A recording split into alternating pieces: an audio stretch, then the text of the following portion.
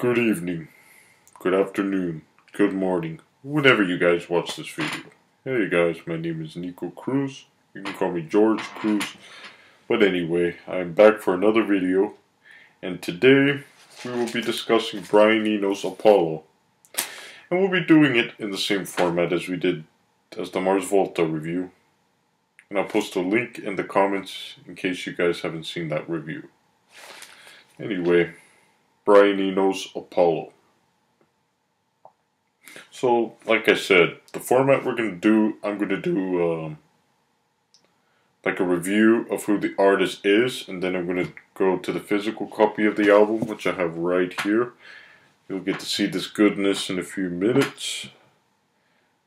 Pretty good, glossy feeling. I'm tempting you guys with what I could say about it, but that's gonna have to wait till after I tell you about the artist. We're gonna do that's the second component. And the third component, I'll do my impressions of the album, and I'll tell you about that as soon as we get there. So anyway, let me get a little bit of tea here, Earl Grey, Captain Picard style.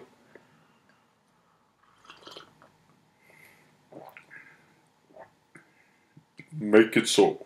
Anyway, that kind of relates though, because the theme of this album is obviously space and the moon, to be exact. And this is humanity's first stepping stone into the great beyond, into the moon. Ironically, though, as an aside, Americans have not stepped foot since the 60s. Ironically, even more ironically, it's going to be China who does it next. And I'm actually a big space geek, so I'll probably put some space facts every now and then or something, and there's this good program called Tomorrow, TMRO. It's actually on YouTube, and they basically go everything that's going on space-wise, and so I'll link you to them, and their stuff's pretty interesting. I love their stuff. They obviously talk about space better than I can, but I'm more the music guy, so who knows, maybe I'll do all space music. Give me ideas on if I should do that or not in the comments below. But anyhow, let's get back to Brian Eno's Apollo here, and then I'll just do my impressions. Said that already. So, let's go into the background of Brian Eno. Brian Eno is an ambient composer and record producer. He does such, he produced such records as The Joshua Tree by U2, and he also produced Viva La Vida and Death and All His Friends by Coldplay as well. So you can actually tell, like in the sounds of these albums, they have that ambient, a little bit of ambient undertones to it, which I like. Which that's probably Eno's doing, of course. Anyhow, so Brian Eno was born in 1948 in Woodbridge, Suffolk, England, and actually, I'll look up his full name for you guys right now, because he's actually his mother's Belgian, I believe. Let me check. Brian Eno, and I'm doing this all on Wikipedia. So anyway, I just wanted to start making the episode. Never mind. Anyhow, let's look here. His full name is Brian Peter. His full name is Brian Peter George St. John Le Baptiste de la C. Eno. If I pronounce that wrong, please let me know, and you could just look on Wikipedia and such. But anyhow, we're not going to use this. Not going to go off the screen the whole time because it's amateurs. Anyhow, here at the beginnings of his career, Brian Eno saw a lecture of Pete Townshend, which all of you should know who Pete Townshend is, but in case you don't know, Pete Townshend of The Who, saw a lecture of his, and this is actually the moment he realized he could make music. Which, if this never happened, who knows, we may not have ambient music. That's just one of those what-ifs right there. And then he actually started experimenting and such. And then after that, the era of Roxy music, this is when he started to really get into his love for art music. And that was the first part of his career, is art music, not really so much ambient. This was from 1971 to 73. Excuse me. He was initially one of the backstage members, but then they brought him up front to stage. And then he quit after the album For Your Pleasure. He was bored with the rock star life, and then he had disagreements. It was an important time for Brian Eno's musical career. And then, because it was very important, because he would never have joined this band without meeting Andy McKay, one of his fellow musicians. And then he joined Roxy Music, and as a result of that, basically, this is what he said. If I joined Roxy Music, and as a result of that, I have a career in music. That's basically what he said. He said, in addition to that, he says, if I'd walked 10 yards further on the platform, or missed the train, or been in the next carriage, I probably would have been an art teacher now. So he also appreciated art as well. So I guess that explains art rock. No, that's a joke. Anyway, so we're from Roxy Music era. Roxy Music was more like an art rock band and sort of influenced his early stuff.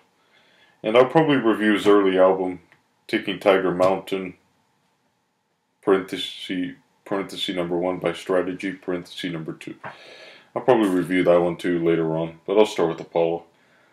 Basically, his early stuff's mostly art rock, like I said. The albums characterized by the style are Here Come the Warm Jets and Taking Tiger Mountain by Strategy.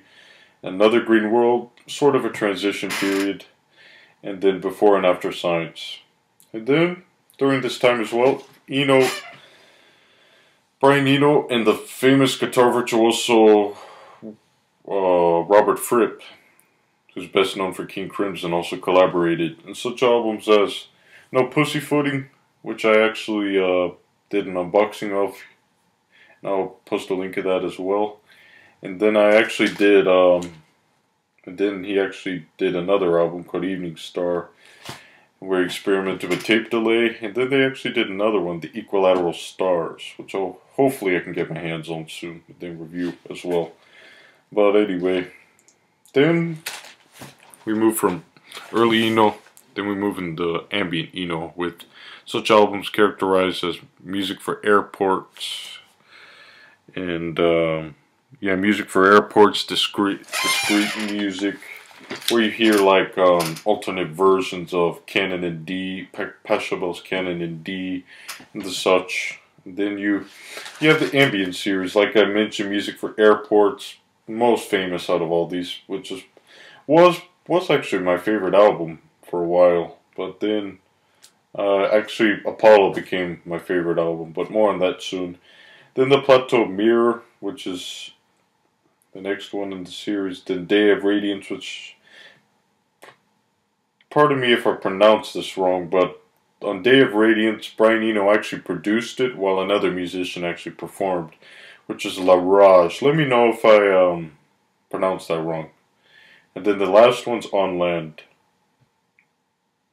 And then during this period we had Brian Eno and a David Byrne collaboration with My Life in the Bush of Ghosts, which I actually have it right here, and I'll show you. And I'll probably review it later. My Life in the Bush of Ghosts. It's the collaboration in Eno and Byrne. And David Byrne's known for being in the band Talking Heads as well, so just to let you guys know. And this basically experimented with radio broadcasts and sampling recordings, and then African and Middle Eastern rhythms. And then during this period, we have our album Guest of Honor, Apollo. Okay, then we have modern Eno, and this is, all of his eras are very interesting, but anyway, it has the album The Shutov Assembly, which I'm going to be completely honest with you guys, I do not know a lot about that album, but I will review it, and all of our knowledge will become more enlightened, I guess, during that time. And then during this time, he focused more into generative music,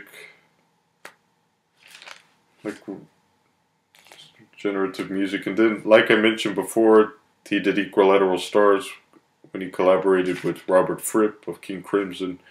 Then he released Another Day on Earth. It was the first Eno album with vocals since the early Eno years, so quite a gap there. Then Small Craft on a Milk Sea. I'll probably review that later as well. It was a collaboration with Leo Abrams and John Hopkins. John Hopkins is another notable ambient artist, but he incorporates more beats into his music. And then you have Drums Between the Bells, which is a collaboration between Brian Eno and the poet Rick Holland. Then Someday World, you have guest musicians from Coldplay and Roxy Music. Then you have the highlight. So anyway, and an interesting fact, Brian Eno actually did the sound, Microsoft sound, and look it up, it's an interesting story. And he was contracted to do it, and he said he said he had difficulties making a short song, and then the Microsoft people didn't give him specific orders to do what they basically said be Brian Eno, basically. And Brian Eno, being Brian Eno, the ambient god, of course, actually came up with the song as well. So anyhow, so let's move into the background of Apollo by Brian Eno. Apollo was released in 1983 as basically a soundtrack for not an autobiography. What am I saying? A documentary of the Apollo missions. This documentary, well, before I get to that, I will give you the background documentary. Basically, the original documentary is supposed to be called Apollo, but they changed the name for All Mankind, basically. And then let me see here. Let's see what I have in my notes. Actually, initially for Apollo, the first documentary, it didn't have any narration or anything on it. So they did limited runs at art house cinemas. It got lukewarm reception because it wasn't, I guess, produced as well as the final product was For All Mankind. And they had to make significant changes, like I said, to the documentary, including the name For All Mankind. But yeah, that documentary it's awesome. It gives you hope, and especially with Brian Eno's music, it's incredible. But what I heard on the I heard additional tracks in the documentary that I did not hear in the album, which I guess I'll explain that in a minute. But so amazing, it made me cry. This documentary is so inspiring for human space travel, because I hate to say it, we live in an interesting era for space travel, but just politics has been getting involved with NASA, and I know they're developing a rocket right now, but still, it just gives a lot of hope that the United States, everybody bipartisanly united to develop the Apollo, Gemini, and Mercury programs as well. It's amazing. So anyway, I'll give you the track listing of the tracks that remained on the film. Always Returning, Drift, Silver Morning, Stars Under Stars, The Secret Place, and Ending Descent. These were the originals here, which actually all these are included on the album. The newer tracks that I did not hear on the album are Sirens, Theme for Opera, Fleeting Smile, Tension Block, Asian River, Quixote, 4-Minute Warning, and For Her Adams. And please let me know where I can find these tracks just to listen to. If there's an extra volume I don't know about, please let me know in the comments. I'm sure some of you guys are more knowledgeable than me. But anyway, please let me know. So, the main reason Brian Eno wrote this album, I mean, not wrote it, I mean, composed it, was because either the music that described the Apollo missions was too bombastic or too slow or something. He just wanted music that described the human experience of being out in space, going to the moon, and he did a pretty dang good job. A very good job, in fact. This guy is this guy's truly the ambient god, my opinion. Anyway, so that about gives you guys the background. For now, we're going to move on to reviewing the physical copy of the album, so stay tuned. Alright, so here is the physical copy of Apollo itself. As you can see, it feels a little bit pretty glossy actually. It's very, very nice and smooth. like it. So here we basically, here in the back, we have all the track listings here. Then of course we have the name of the album, Apollo. Then I forgot to mention, unfortunately, that it's a collaboration between Brian Eno, Daniel Lanois, and Roger Eno, his brother. And then you just have the track listings of side 1 up here has the most tracks, and then side 2 here. You can almost divide these here into like different segments. It corresponds very well to the documentary, but we'll get into that when I review each individual track. And then here, I'm just gonna read this in the back for you guys, so stay tuned really quick. I think it says, actually we'll read it when we get inside the booklet, because it says the same thing in a little bit better format for you guys to see. So then you have pictures, obviously, of the moon all over, because it's obviously an album about the moon, and it's about the Apollo missions and how it brought humanity to such a different world from our own. So let's open it up. This is one of the original Masters discs here, as you can see here on the edge. Then you have Brian Eno Apollo. They tried to uniformize it a bit because I have the Pearl as well, which is a collaboration between Brian Eno and Harold Budd, and looks pretty much the form, glossiness, same as such. So let's open it up. Then here we basically almost have the same thing we have on the outside. I'm going to read this in a minute, what Brian Eno's little soliloquy for the album. Then you have like, it's not a poem or anything, but it's just like his thoughts. Then you have the track listings here, compositions here, they designate them basically, shorthand. Then you have the photographs. It says the cover photographs, handheld stereo strips from the Apollo 14 mission to the moon, manned by astronauts Alan B. Shepard. Let me see if that's a B. Yeah, it's a B. Shepard Jr., Stuart A. Russa, and Edward D. Mitchell, reproduced courtesy of the National Aeronautics and Space Administration. So we have to thank them for this wonderful cover. And the best thing is it's authentic, so it's sort of art, but it's amazing that's photography of the moon. So cover design and typography, Russell Mills, will give the credit to him. And the film of the Apollo missions to the moon was directed by Al Reinert, so that's the director of For All Mankind. And then this music owes much to its research to the recollections of the astronauts and to the assistance of NASA.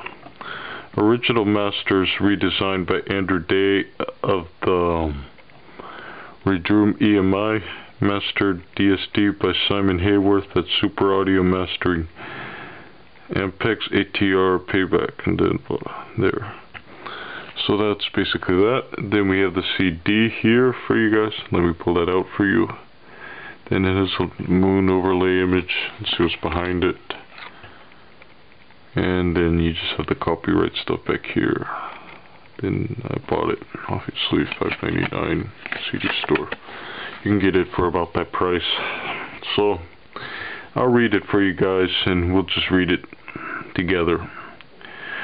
Like everyone else, I sat and watched the first moon landing and the films from the subsequent missions. But for two reasons, this television coverage left me unsatisfied. First, I felt that the small screen, with its shallow color, was quite inadequate to the vastness of space.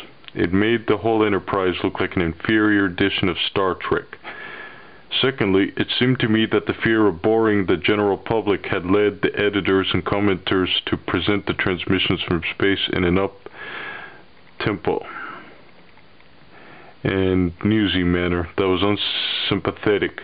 Short shots, fast cuts, and too many experts obscuring the grandeur and strangeness of the event with a patina of down-to-earth chatter. Late last year, I received an invitation from Al Reinhardt to make music for his film of the Apollo missions. Reading his letter and notes for the film, I came to think that here might be the definitive document of these amazing expeditions. Reinhardt had seen all of the films shot during these missions, 6 million feet of it, and had chosen his footage from that huge collection. He had also interviewed the astronauts who traveled on the missions, discovering how they felt about the experience. All of the film he has used is from NASA archives, and the only voices heard are those of the astronauts reflecting on their journey or talking with mission control. That's the amazing thing of the documentary, guys. So amazing. Can't stress how much you guys need to check it out. But anyway, I was excited by this project. It afforded an opportunity to explore the feelings of space travel, when many people wouldn't know how this would change music forever.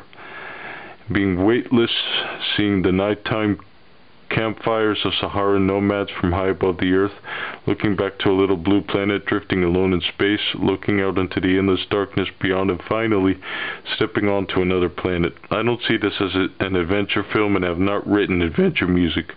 What this film can do is to present a set of moods, a unique mixture of feelings that quite possibly no human had ever experienced before, thus expanding the vocabulary of human feeling, just as those missions had expanded the boundaries of our universe. I hope this music will assist in that.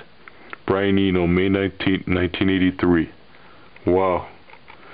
As you can tell, wow, so influential. He changed the course of ambient music. He made ambient music. And what we hear is basically others trying to live up to his level. He's amazing. Wow. This has... Please let me know, but I don't think this type of music, space music like this, the closest I can think of it being done like this is either it's in a different format like Pink Floyd's The Dark Side of the Moon, and maybe some Hawkwind. But then again, this definitely fits the mood for space. But yeah, that's an amazing quote, and it's definitely a great quote. But anyway, so I'll get further into my feelings of the album on the next segment of this review, and we'll take you there.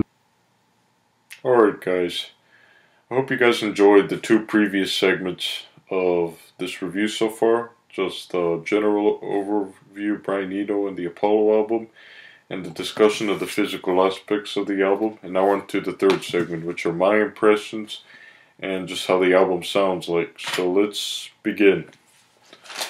So this album is divided into sections, just like the documentary is. So the first section is basically, they go backwards. They start from the end of the documentary, basically, when you do this album. That may have been just when it was started initially, but from this it just goes backwards in my opinion. And this starts when they do the moon landing itself. So the tracks that encompass this section of the moon sequence are Under Stars, The Secret Place, Mata, Signals, and Ending Ascent, and Under Stars 2. So on Under Stars, the first part, you got the LEM sequence, which involves them landing on the moon, which is basically LEM stands for the Lunar Excursion Module. When they landed on the moon, they used that to land. And it's basically, this part reminds me of like proto-dark ambient music, almost. Do you guys get this sense as well? It's very dark ambient, almost. And then it includes synth, and it gives the feeling of being on the moon, actually, in that total isolation, total quietness, just total darkness. I mean, not total darkness, but darkness, a little bit darkness. Then you have the next track, which is in the same realm, The Secret Place, which is dark ambient as well, has synth, gives a feeling of the space around. And then these two were the approach, and then the landed ones involve Mata, which is dark ambient as around, and it has some animal or some creature sounds into it, which could almost be a horror movie, if you will. Then it has synths, then could be out of place, had that in there. Then Signals, very atmospheric. So the track probably everybody knows of Eno, and the most beautiful. This track gives me goosebumps to the core. Is An Ending Ascent, and it gives so much hope. So beautiful. So bittersweet too. I love this track. I don't know what you guys think. Just thinking about it gives me goosebumps. So beautiful. Makes you think of time, think of everything, reflect on everything. It's absolutely wonderful. And it plays when the astronauts leave the moon on the document. So beautiful. So beautiful. And then you have Under Stars 2, which is when the LEM, or Lunar Excursion Module, comes back to the command module and docks. So then to the next section, which is a very interesting part, is the sensation of space. This is a theme throughout the whole album, but this track, Drift, exhibits it. It's the emotion of space, the atmosphere. And then these other tracks exhibit it even more. This is the Daniel Lanois portion, the guitarist, and it's so atmospheric. I love it. It has Silver Morning. This is basically this area of the album where the guitar kicks in. Brian Eno decided to put like country music and combine it with atmosphere. So beautiful. Silver Morning's where it begins. Deep Blue Day is another one. Emotion. Then Weightlessness.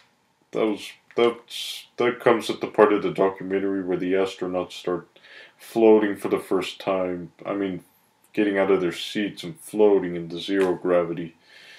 And just so magnificent. I love it. And to those of you from tomorrow who are watching this, you guys would love this album. I'm telling you. Listen to Apollo. It gives so much emotion. And these tracks exhibit it. And then Always Returning. This track gives me personally the feeling of them. It may be an end now but there will be future missions and hope for the future throughout space. This just may be the ending now. I'll try to explain it better. But anyway, that was the portion where it just gave this feeling of space and the atmospheric and the acoustic. So that's basically what I put. And then you have the last track, which doesn't really fit into these categories. It's more like an epilogue, if you will. And then it's like it returns back to the moon theme, but it's not quite the same. It could mean that this is just interpretation I have. It could mean that space will always be there to explore, stuff like this. So it's interesting. Then the final impression to have of the album is it's overall very interesting. I love this album. Forget the notes. This album was incredible. Incredible. Gave me emotions I rarely have in any other albums. Made me think of space and just its potential of what we could do. So beautiful. Made me cry at times, think of family and such, and how we are such finite creatures. But I feel that I have hope we'll make it into space. And this album was incredible. So incredible. And just like I said, please watch the link I'm going to post of tomorrow. It's an incredible space show, and my music subscribers should watch it, definitely. And this album just makes me want to watch it more, because I don't want to advertise too much, but they deserve it, this advertisement, anyway.